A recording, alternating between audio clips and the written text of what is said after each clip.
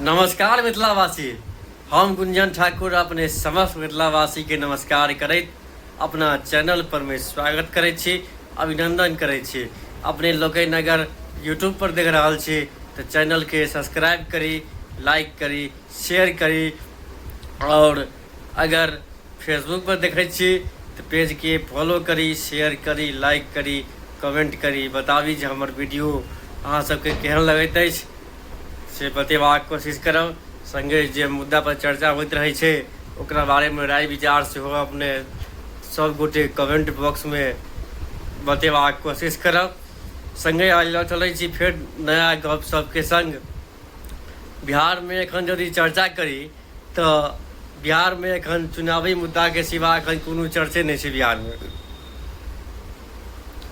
किएक तो एखन चुनावी सरगर्मी पूरा बिहार में तेज छै, जे तमाम पक्ष विपक्ष अपन अपन दावेदारी पेश करैत क्षेत्र में जनता के बीच उतर जनता के अपन अपन बात रख के अपना अंदर ने कब्जा करऽ में लागल छथि नेता सब।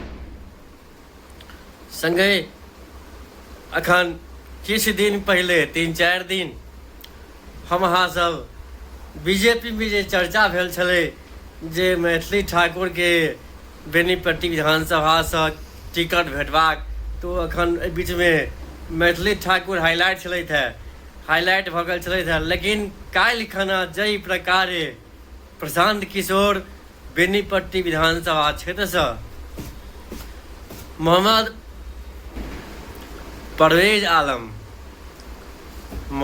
परवेज आलम के जे बेनीपट्टी से टिकट देल गेल छै, ताहि के लऽ कऽ तकरा बाद बेनीपट्टी विधानसभा में जे दावेदारी कर रहल छलखिन झाजी सब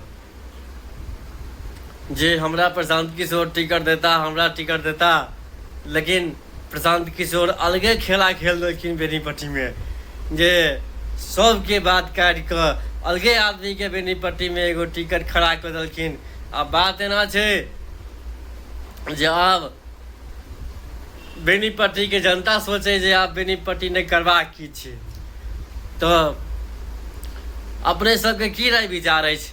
बेनीपट्टी ने प्रशांत किशोर जे हिसाब से टिकट देलखिन है तो बेनीपट्टी ने की होबाक चाही, बेनीपट्टी ने की हेतै, ओकर अपने लोकनि राय विचार हमरा सबके कमेंट में बतेबाक कोशिश करब जे की सब हेतै। संगे बाकी जे दुनू दल छै,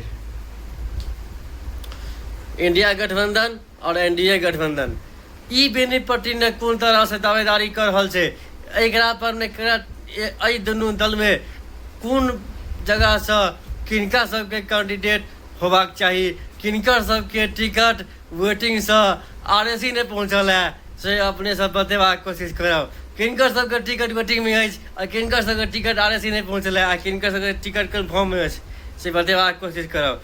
अपने सब वीडियो के अधिक से अधिक शेयर करी, लाइक करी, कमेंट करी, शेयर करी। धन्यवाद।